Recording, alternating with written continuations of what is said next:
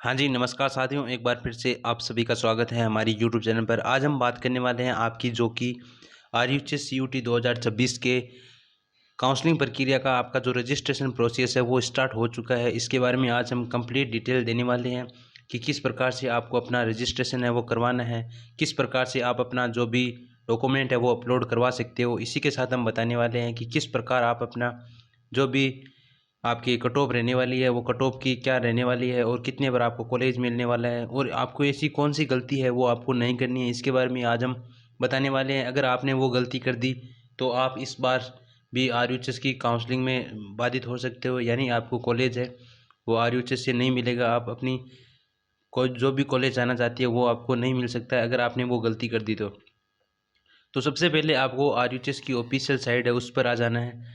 Google पर आपको search करना है आरयूएच, अपने आप आपकी जो भी एक नंबर पर साइट आएगी उस पर आपको क्लिक कर देना है। उस साइट पर क्लिक करने के बाद आपको जो भी यहाँ पर थ्री डॉट का ऑप्शन दिखाई दे रहा है उस पर आपको क्लिक कर देना है। यहाँ पर जैसे ही आप थ्री डॉट के ऑप्शन पर आते हैं तो आपको यहाँ पर जो भी एडमिशन का ऑप्शन है वो दिखाई देता है।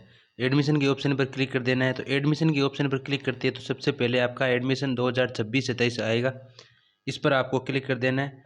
इससे पहले आप अपनी जो मोबाइल की नेटवर्क डाटा है वो भी ऑन कर लेना।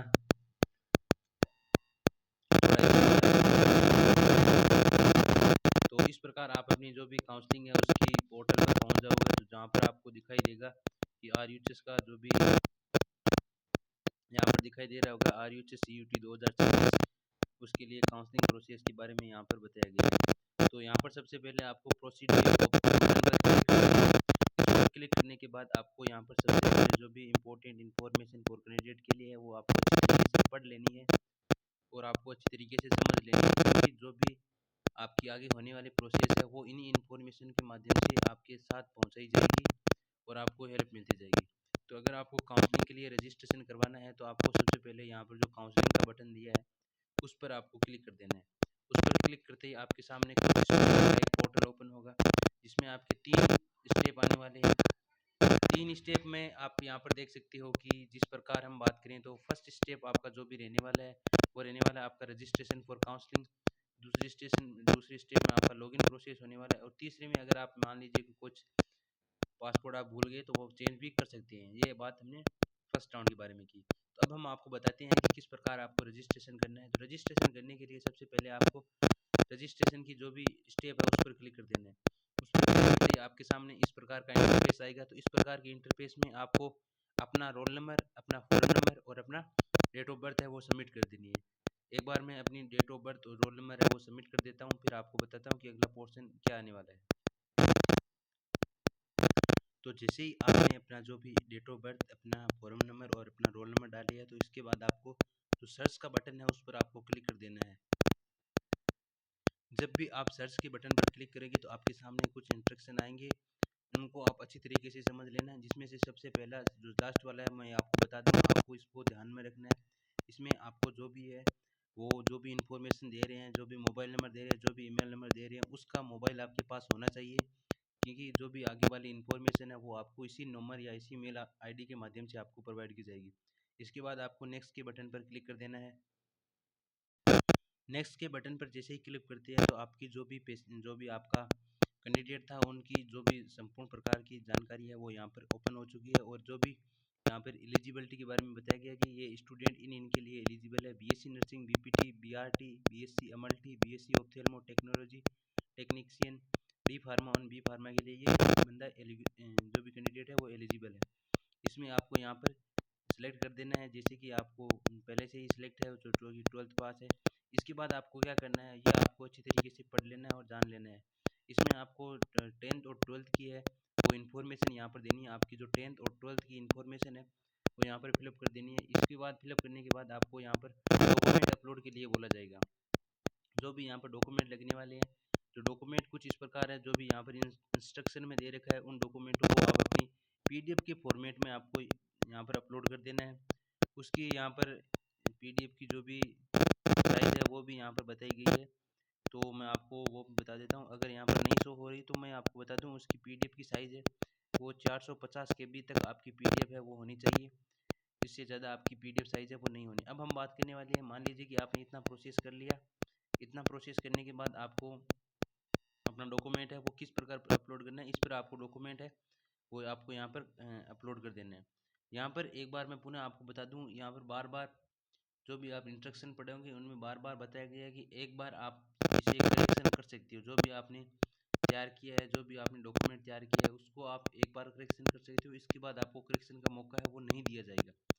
इसलिए आप बहुत अच्छी तरीके से अपनी जो भी काउंसलिंग है वो करिए। और इसमें जो भी आपका डेट है वो भी आपको यहाँ पर मेंशन की गई है, तो आप वहाँ पर देख लीजिएगा कितनी डेट तक आपको अपना जो भी एप्लीकेशन फॉर्म है वो यहाँ पर फिलअप कर देना है, और जो भी आपके डॉक्यूमेंट है वो अप्लाई कर देने हैं। इसके बाद आपको यहाँ पर जो भी पासपोर्ट है वो क्रिएट करने पड़ेंगे। जो भी आपके पासपोर्ट के भी इंस्ट्रक्शन बताई गई है कि 6 अक्षर शामिल होने चाहिए, संख्या भी होनी चाहिए, और इसमें आपके लोअर केसेस लेटर भी होना चाहिए, अपर केस लेटर भी होने चाहिए। इस प्रकार आप अपना पासवर्ड है वो सिलेक्ट कर लेते हो। तो आप जैसे ही अपना पासवर्ड सिलेक्ट कर लेते हो तो आपको फिर से एक बार लॉगिन के ऑप्शन पर जाएगा, तो यहाँ पर आप काट सकते हो। इसके बाद हम बात करें तो आपका जो ये सेकंड पोर्शन है, जो लॉगिन सेकंड स्टेप है लॉगिन का, इस पर क्लिक करेंगे तो आपको जो भी आपने अपना रोल नंबर है वो रोल नंबर डाल देना है, और यहाँ पर अपने जो भी पासवर्ड क्रिएट किए है वो आपको यहाँ पर डाल देना है। इस प्रकार डालने के बाद आपकी जो भी अलग अलग कोर्स के लिए आपकी अलग अलग जो भी फीस है वो आने वाली है, कि यानी किस कोर्स के लिए कितनी। तो आपकी काउंसलिंग फीस है वो लगभग सभी कोर्सों के लिए बराबर रहने वाली है। आपकी 550 रुपये काउंसलिंग फीस है, जो कि आपकी नॉन रिफंडेबल फीस रहने वाली है। अब हम आपके जो मुद्दे की बात है वो करने वाले हैं कि आप PDF है वो किस प्रकार बना सकते हैं। तो PDF बनाने के लिए सबसे पहले आपको जितने भी जैसे कि सारे आपके डॉक्यूमेंट हैं, सारे डॉक्यूमेंट सारे डॉक्यूमेंटों की आपको अपनी फ़ोन से फ़ोटो क्लिक कर लेनी है। अगर आपने फ़ोटो क्लिक करी है, या आप अपने ई-मित्र के माध्यम से जाके उसे स्कैन करा के आप PDF है वो बना सकते हो। वो PDF है आप अच्छी तरीके से बना लेना। आप आई होप आप सभी को पता होगा PDF किस प्रकार से बनाई जाती है। अगर आपसे PDF नहीं बन रही है तो आपको मैं एक नंबर बता रहा हूँ जिस पर आप व्हाट्सएप मैसेज करिएगा, उस पर आपको टीम है वो PDF बना के दे देगी। नंबर कुछ इस प्रकार रहने वाले हैं 7976294909। इस पर आप जो भी डॉक्यूमेंट है वो भेज देना, उसकी PDF है वो हमारी टीम है ज़रूर बना के दे देगी अगर आपको नहीं आ रहा है। परंतु ऐसा कोई हार्ड काम नहीं है आपका PDF बनाना। तो इस प्रकार से आप अपनी जो PDF है वो फिलअप कर सकते हैं। और कट ऑफ के बारे में बात करें तो कट ऑफ है वो राउंड फर्स्ट की कट ऑफ है थोड़ी हाई जाने वाली है आपकी। तो इसमें आपको थोड़े बहुत अगर आपके अच्छे नंबर आ रहे हैं तो ही आपको कॉलेज मिलने वाली है। तो इसमें जो कम नंबर आ रहे हैं उनको थोड़ा कम चांस है कि कॉलेज मिले उनके लिए। तो यहाँ पर आज के लिए बस इतना ही। आई होप आपको आज का वीडियो बहुत अच्छा लगे तो चैनल को ज़रूर सब्सक्राइब करिएगा और दोस्तों के साथ शेयर करिएगा। जय हिंद, जय भारत।